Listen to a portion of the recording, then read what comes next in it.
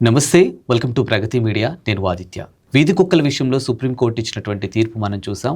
మరి తీర్పుకు సంబంధించినటువంటి పూర్తి వివరాలు తెలుసుకునే ప్రయత్నం చేద్దాం. ప్రస్తుతానికి మనతో పాటు స్టూడియోలో ఉన్నారు ప్రముఖ రాజకీయ విశ్లేషకులు శ్రీనివాస్ గారు మనతో ఉన్నారు. సార్తో మాట్లాడించే ప్రయత్నం చేద్దాం.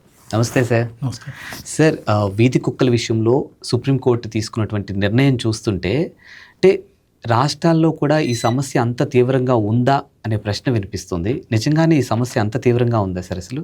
సుప్రీంకోర్టు ఇప్పటివరకు గత ఏడాది నుంచి ఇప్పటివరకు అనేక సార్లు ఈ ఆదేశాలు ఇచ్చింది. వాళ్ళు చాలా తీవ్రంగా చెప్పారు. మొదటిసారి వాళ్ళు తీర్పు ఇచ్చినప్పుడు చెప్పింది ఏంటంటే, ఢిల్లీ నగరంలో లక్షలాది వీధి కుక్కలు ఉన్నాయి, అనేక మందిని కరుస్తున్నాయి, అనేక మంది ఇబ్బంది పడుతున్నారు, రోడ్ల మీద వెళ్ళే పరిస్థితి లేదు, అంతర్జాతీయ పర్యాటకులు వస్తే కూడా వాళ్ళని కూడా కరుస్తున్న పరిస్థితి ఉంది, ప్రముఖ క్రీడాకారులు కూడా దీనివల్ల గాయపడి చనిపోయిన ఘటనలు ఉన్నాయి. కాబట్టి ఢిల్లీ నగరంలో వీధి కుక్కలు కనిపించడానికి వీల్లేదు, కనిపించిన ప్రతి వీధి కుక్కని షెల్టర్లోకి తరలించండి. అంత తీవ్రంగా సుప్రీంకోర్టు స్పందించింది. అన్ని రాష్ట్ర ప్రభుత్వాలకు ఆదేశాలు ఇచ్చింది, మీరు తక్షణ చర్యలు తీసుకొని నాకు రిపోర్ట్ చేయండి అని చెప్పింది. సరే, సుప్రీంకోర్టు అంత తీవ్రంగా స్పందించడానికి కారణం ఏంటి అంటే, సమస్య తీవ్రత అంత తీవ్రంగా ఈరోజు ఉంది. మన హైదరాబాద్ సిటీలో చూస్తే ప్రతిరోజు కనీసం 100 ఘటనలు జరుగుతున్నాయి, కుక్క కాటు ఘటనలు. కుక్కల విషయం, వీధి కుక్కలు పిల్లల మీద, మహిళల మీద, వృద్ధుల మీద, రోడ్డు మీద నడిచి వెళ్ళే వాళ్ళు, సైకిల్ మీద వెళ్ళేవాళ్ళు, బైక్ల మీద వెళ్ళేవాళ్ళు, ఎక్కువ మంది పేదవాళ్ళు, సామాన్య జనమే దీని మీద తీవ్రంగా ఇబ్బంది పడుతున్నారు.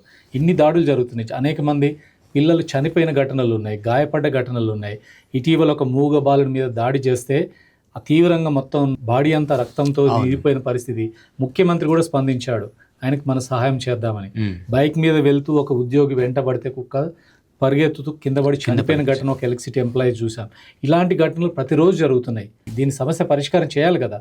వీధి కుక్కలకు మనుషుల మధ్య జరుగుతున్న ఘర్షణ ఎట్లా కంట్రోల్ చేయాలి, ఎలా మార్పు చేయాలి, దీనికి సుప్రీంకోర్టు దేశవ్యాప్తంగా దీన్ని చేయండి, లేకపోతే మన పరువు ప్రతిష్టలు దెబ్బతింటున్నాయి, మన ప్రజల యొక్క ఆరోగ్యం దెబ్బతింటుంది, ప్రజల యొక్క రక్షణ లేని పరిస్థితి వస్తుంది. అందుకని సుప్రీంకోర్టు స్పందించింది. మరి ప్రభుత్వాలు ఏ మేరకు చేస్తాయి, స్థానిక సంస్థలు, మున్సిపాలిటీ ఏం చేస్తాయో చూడాలి. అంటే ఇప్పుడు ఈ బేస్డ్ మీద ఒకసారి జరుగుతున్నటువంటి టాపిక్ మనం ఒకసారి చూస్తే, మీరన్నట్టు జంతు ప్రేమికులు ఏమంటారంటే వీధి కుక్కల్ని మనం మలుచుకోవాలి అన్నట్టుగా వాళ్ళ వేలు వాళ్ళు చెప్తూ ఉంటారు. కొంతమంది ఏమంటారు, అసలు మీకు మనుషుల ప్రాణాలు ముఖ్యమా, కుక్కల ప్రాణాలు ముఖ్యమా, మరికొందరు క్వశ్చన్ చేస్తూ ఉంటారు. అంటే ఈ ఎంటైర్ సబ్జెక్ట్ని ఎలా చూడొచ్చు సార్ అసలు? ఇప్పుడు సుప్రీంకోర్టు కూడా స్పష్టంగా చెప్పింది, వీధి కుక్కల్ని రక్షించండి, వీధి కుక్కల్ని కాపాడాలి, అవి మూగ జీవాలు కదా, వాటి మీద చంపడం ఏంటి, వాటిని ఈ రకంగా వేధించడం ఏంటి అనేది ఇలా జంతు ప్రేమిక సంఘాలు అంటున్నాయి. అవును. మరి ఇప్పుడు మనుషుల యొక్క రక్షణ, మనుషుల యొక్క రైట్ టు లైఫ్, జీవించే హక్కు మనుషులకు ఉంది కదా, వాటి కాపాడాలి కదా. మనుషులకు జంతువుల ఘర్షణ జరిగినప్పుడు మనుషులు కాపాడడం ప్రధాన బాధ్యత. దానికి కావాల్సిన బాధ్యత మేము సుప్రీంకోర్టు తీసుకుంటుంది. వీధి కుక్కల సమస్యను ఎలా పరిష్కరించాలో దానికి మార్గాలు అన్వేషించాలి. కానీ వీధి కుక్కలు కరుస్తున్నా, దాడి చేస్తున్నా, ఆ రేబీస్ వ్యాధి వచ్చి అవి దాడి చేసి రేబీస్ వ్యాధితో మనుషులు చనిపోతున్నా, వీధి కుక్కల్ని ఏమనొద్దు, వాటిని నియంత్రించవద్దు, వాటిని తగ్గించవద్దు, వాటి మీద చర్యలు తీసుకోవద్దు అని జంతు ప్రేమికుల సంఘాలు చెప్తున్నాయి. మరి మీ బాధ్యత ఏంటి?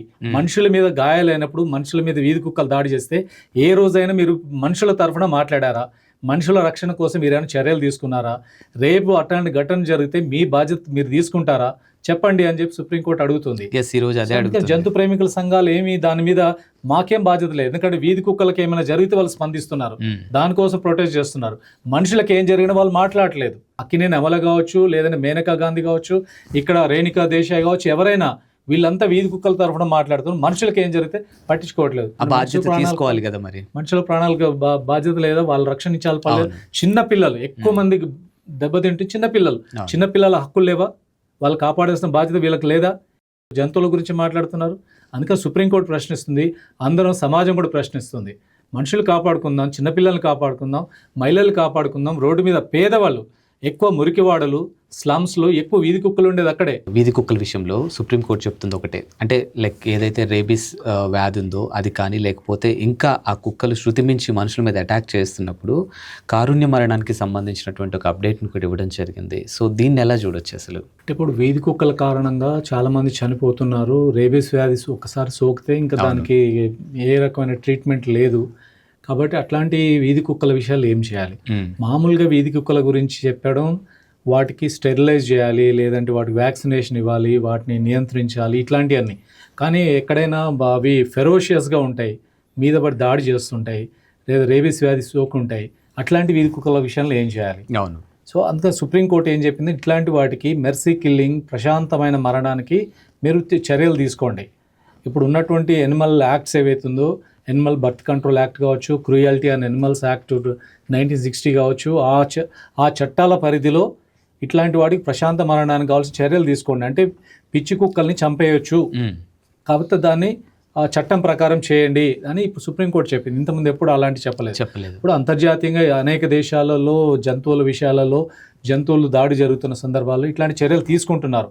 మన దగ్గర కూడా మన చట్టాల్లో ఉంది. కానీ సుప్రీంకోర్టు ఈసారి స్పష్టంగా చెప్పింది, అట్లాంటి ఫెరోషియస్గా ఉన్నవి, దాడి చేస్తున్న వీధి కుక్కలు, ఇట్లాంటి రేబీస్ సోకినటువంటి వాటి విషయాల్లో చర్య తీసుకోమని చెప్పింది. అది తప్పనిసరి తీసుకోవాల్సిందే. వాటిని బంధించి పెట్టడమే కాదు, వాటిని ప్రశాంత చనిపోవడానికి కావాల్సిన పద్ధతులు చేయాలి. ఆ చర్యలు సుప్రీంకోర్టు చెప్పిందని అమలు చేయాల్సిందే తప్పనిసరిగా. అంటే ముఖ్యంగా ఇప్పుడు ఈ వీధి కుక్కల విషయంలో సుప్రీంకోర్టు ఏదైతే ఒక తీర్పు ఇచ్చిందో, ఆ తీర్పులో జంతు ప్రేమికులు అభ్యంతరాలు ఏం వ్యక్తం చేస్తున్నారు అసలు? అంటే ఇప్పుడు సుప్రీంకోర్టు ఇచ్చిన తీర్పు ఏంటంటే, ప్రధానమైన అంశం వాళ్ళు చెప్పేది, ఎక్కడైతే జనసమ్మర్దం పబ్లిక్ ప్లేసెస్ ఉన్నాయో వాటిలలో వీధి కుక్కల్ని తీసుకెళ్ళి షెల్టర్లలో పెట్టండి. షెల్టర్లో పెట్టి తిరిగి మళ్ళీ వాటికి స్టెరిలైజ్ చేసి తర్వాత వ్యాక్సినేషన్ ఇచ్చి తీసుకొచ్చి మళ్ళీ అక్కడే వదిలేయాలి. ఇంతకుముందు చట్టం అది చెప్తుంది. యానిమల్ బర్త్ కంట్రోల్ చట్టం ఏం చెప్తుందంటే, వీధి కుక్కల్ని మీరు తీసుకెళ్ళాలి, వాటికి స్టెరిలైజ్ చేయండి, వాటిని తర్వాత వ్యాక్సినేషన్ ఇచ్చి తీసుకొచ్చి సేమ్ ప్లేస్లో వదిలేయాలి అని చెప్పింది. ఇప్పుడు సుప్రీంకోర్టు ఏం చెప్పిందంటే, జనసమ్మర్ద ప్రదేశాలు అంటే స్కూల్స్ కానీ, హాస్పిటల్స్ కానీ, ట్రాన్స్పోర్ట్ ప్లేస్లు కానీ, బస్ స్టాండ్లు, రైల్వే స్టేషన్లు, ఇట్లా స్టేడియంస్, ఇట్లాంటి ప్రదేశాల్లో మీరు వీధి కుక్కల్ని అక్కడ తీసుకెళ్ళాలి, వాటిని స్టెరిలైజ్ చేయండి, అన్నీ చేసిన తర్వాత అక్కడే షెల్టర్లలో పెట్టండి, వాటి తిరిగి మళ్ళీ అక్కడ వదిలేయద్దు. ఇది వాళ్ళు చెప్పింది. దీన్ని జంతు ప్రేమికుల సంఘాలు దీన్ని అపోజ్ చేస్తున్నాయి. మీరు వాళ్ళు తీసుకుపోయి అవి ఎక్కడైతే ఉంటాయో మళ్ళీ తిరిగి తీసుకురావాలి తప్ప వాటిని అక్కడే షెల్టర్లో పెట్టొద్దు అంటున్నారు. అయితే సుప్రీంకోర్టు ఏం చెప్పింది, వాటిని తీసుకుపోయి అక్కడ పెట్టడానికి కావాల్సిన షెల్టర్ల నిర్మాణం చేయండి, షెల్టర్లలో వాటికి కావాల్సిన సదుపాయాలు కల్పించాలి, ఆ రకంగా వాటిని నియంత్రించే చర్యలు తీసుకోవాలి. దీంట్లో మార్పు లేదు. దీని మీదనే వాళ్ళు ఛాలెంజ్ చేస్తున్నారు. తీసుకుపోయి మళ్ళీ అక్కడ పాసిబుల్ అవుతుందా సార్? అంటే ఇన్ని లక్షల డాగ్స్ కి షెల్టర్స్ అంటే అంటే ఆ పబ్లిక్ ప్లేస్ లో ఉండే వీధి కుక్కలకు సంబంధించిన వాటికి సంబంధించింది ఖచ్చితంగా చర్య తీసుకోవాల్సిందే, షెల్టర్లు ఏర్పాటు చేయాల్సిందే. చేయకపోతే ఎలా? అంటే స్కూల్లో ఉన్న దగ్గర వదిలేయాలా, హాస్పిటల్ దగ్గర వదిలేయాలా, బస్ స్టాండ్లోకి వెళ్తే వదిలేయాలా? రెండోది వాటిని అవే చెప్పలేదు వాళ్ళు, తీసుకుపోవాలి. దాంతోపాటు వాటికి కావాల్సిన షెల్టర్లు ఏర్పాటు. హైదరాబాద్లో ఒక ఐదు షెల్టర్లు ఉన్నాయి ఇప్పటికీ, ఇంకో కొన్ని షెల్టర్లు నిర్మాణం జరగాలి. రెండోది బస్ స్టాండ్, వీటిల్లో తిరిగి మళ్ళీ అవి రాకుండా కావాల్సిన దానికి బౌండరీస్ అన్నీ పకడ్బందీ చేయాలి. బస్ స్టాండ్లకు వీధి కుక్కలు రాకుండా తీసుకోవాలి, హాస్పిటల్ రాకుండా తీసుకోవాలి, వాటికి నోడల్ ఆఫీసర్లను పెట్టండి, వాళ్ళదే బాధ్యత అని చేయండి. ఇట్లాంటి అనేక ఆదేశాలు సుప్రీంకోర్టు ఇచ్చింది. దాన్ని అమలు చేయడానికి రాష్ట్ర ప్రభుత్వాలు లేదా మున్సిపాలిటీలు, గ్రామ పంచాయతీలు తగిన చర్యలు తీసుకోవట్లేదు. తీసుకోకపోవడం వల్ల ఈ సమస్య ఎక్కువైపోతుంది. అందుకని సుప్రీంకోర్టు ఇచ్చిన ఆదేశాల్లో ఆ రకం షెల్టర్లకు తరలించండి అని చెప్పింది. ఇప్పుడు ఏమవుతుందంటే, ప్రభుత్వాలు విఫలమైపోతున్నాయి, వీధి కుక్కలు నియంత్రించట్లేదు. మేము స్టెరిలైజ్ చేస్తున్నాం, మేము వ్యాక్సినేషన్ ఇస్తామని చెప్తున్నారు, రిపోర్ట్లు అన్నీ ఉంటున్నాయి, కాగితాల మీద అనేక కాకి లెక్కలు ఉంటాయి. కానీ రియల్గా చూస్తే ఏంటంటే వీధి కుక్కలు పెరుగుతున్నాయి. మీరు సంతాన నిరోధక చర్యలు తీసుకుంటున్నప్పుడు ఎందుకు వీధి కుక్కలు పెరుగుతున్నాయి? హైదరాబాద్లో దాదాపు 7 నుంచి 8 లక్షల వీధి కుక్కలు హైదరాబాద్ సిటీలో ఉన్నాయి. తెలంగాణలో 30 లక్షల వీధి కుక్కలు ఉన్నాయి. అవి మరి మీరు ఇంత స్టెరిలైజ్ చేస్తున్నప్పుడు ఎందుకు వీధి కుక్కలు తగ్గకుండా ఎందుకు పెరుగుతున్నాయి? అందుకనే వీధి కుక్కల దాడులు తగ్గాలన్నప్పుడు ఈ రకమైన చర్యలు ఖచ్చితంగా తీసుకోవాల్సిందే. ఈ వీధి కుక్కల విషయంలో ప్రభుత్వాలు కానీ, కోర్టులు కానీ, మున్సిపాలిటీ వాళ్ళు కానీ, రాష్ట్ర ప్రభుత్వాలు కానీ అందరూ కూడా బాధ్యత తీసుకోవాలి అని ఒక సైడ్ నుంచి వర్షన్. మరో సైడ్ వర్షన్ అంటే పౌరులుగా మన బాధ్యత ఏంటి అనే ప్రశ్న కూడా వినిపిస్తుంది. దీనికి మీ సమాధానం ఏంటి? పౌరుల విషయాల్లో కూడా పౌరులకి సుప్రీంకోర్టు ఏం చెప్పిందంటే, ఇక్కడ జంతు ప్రేమికుల సంఘాలు కావచ్చు, కొంచెం మంది ఈ రకంగా వీధి కుక్కల్ని వాటికి ఎక్కడ పడితే అక్కడ ఫుడ్ పెడుతున్నారు. మీరు ఎక్కడ పడితే అక్కడ ఫుడ్ పెడితే అక్కడ అవన్నీ గ్యాదర్ అయిపోతున్నాయి, విచ్చలవిడిగా. సో ఆ రకమైన చేయొద్దు. రెండోది, ఎక్కడెక్కడ చెత్త వేయొద్దు, ఎక్కడ పడితే అక్కడ వేస్ట్ ఉండొద్దు. పబ్లిక్ అట్లాంటి వీధి కుక్కలు ఒక దగ్గర గ్యాదర్ అయ్యేటటువంటి పరిస్థితికి సృష్టించొద్దు. దాని మీద చర్యలు తీసుకోమని చెప్పింది. అందుకని ఈ సమస్యకు పరిష్కారం చేయాలన్నప్పుడు ఖచ్చితంగా చేయాల్సింది ఏంటంటే, వీధి కుక్కల దాడులు తగ్గాలంటే వీధి కుక్కల సంఖ్య తగ్గాలి. లెస్ డాగ్స్ లెస్ బైట్స్ అంటే ఎన్ని తగ్గితే అంత ఇవి తగ్గుతాయి. దానికి కావాల్సిన చర్యలు తీసుకోవాలన్నప్పుడు సంపూర్ణంగా పూర్తి స్థాయిలో ఈ రకమైనటువంటి స్టెరిలైజేషన్, వ్యాక్సినేషన్ 100% జరగాలి. అప్పుడే వీటికి కంట్రోల్ చేయడం సాధ్యమవుతుంది. ఎక్కడ పడితే అక్కడ వేస్టేజ్ పడకుండా చూడాలి. దానికి పబ్లిక్లో ఆ రకమైన చర్యలు తీసుకోవాల్సిన అవసరం. లేదంటే మాకు వీధి కుక్కల మీద ప్రేమ ఉందంటే తీసుకెళ్ళి పెంచుకోండి. ప్రభుత్వం చెప్తుంది దత్తత తీసుకోండి, పెంచుకోండి అని జిహెచ్ఎంసీ చెప్తుంది. మీకు అంత ఇంట్రెస్ట్ ఉన్నప్పుడు తీసుకుపోయి పెంచుకోండి, మంచిదే కదా. ఇప్పుడు సేవ చేస్తున్నా అని చెప్తున్న జంతు ప్రేమికుల సంఘాలు ఏ ఒక్కరు, అనేక సంఘాలు మేము చూస్తున్నాం, వాళ్ళంతా పేరుకు దాని మీద చేస్తున్నారు, కానీ వాళ్ళు చేస్తున్నంత బిజినెస్సే. ఇప్పుడు అన్ని కాంట్రాక్ట్ తీసుకుంటుంది ఎవరు? ఇదే జంతు ప్రేమికుల సంఘాలు. మేమే చేస్తామని చెప్తున్నారు. ఒక్కో వీధి కుక్కకి స్టెరిలైజ్ వ్యాక్సినేట్ చేయడానికి 1650 రూపాయలు తీసుకుంటున్నారు. అన్ని మున్సిపాలిటీలు డబ్బులు పే చేస్తున్నాయి, కానీ ఎందుకు తగ్గట్లేదు? వాళ్ళ వైఫల్యం. ఈరోజు ప్రభుత్వాల వైఫల్యం కాదు, ఈ సంఘాల యానిమల్ వెల్ఫేర్ సంఘాలన్నీ అవే పనులు చేస్తున్నాయి. మరి దాని మీద చర్యలు లేకపోతే ఎట్లా, బాధ్యత లేకపోతే ఎట్లా? అందుకని ప్రభుత్వాలు ఈరోజు సుప్రీంకోర్టు చెప్పింది, హైకోర్టులలో సుమోటోగానే కేసును టేకప్ చేయండి, సుమోటోగానే మీరు విచారించండి, అన్ని ప్రభుత్వ యంత్రాంగం కదిలేటట్టుగా చేయండి, వాటిని తగ్గించాలి. వీధి కుక్కలు తగ్గించకుండా వాటి దాడులు తగ్గించడం సాధ్యం కాదు. అదొకటే పరిష్కారం. దానికి వ్యాక్సినేషన్ జరగాలి, స్టెరిలైజేషన్ జరగాలి. దీని మీద సీరియస్గా జరిగితేనే పరిష్కారం అవుతుంది. Yes, thank you sir. Thank you.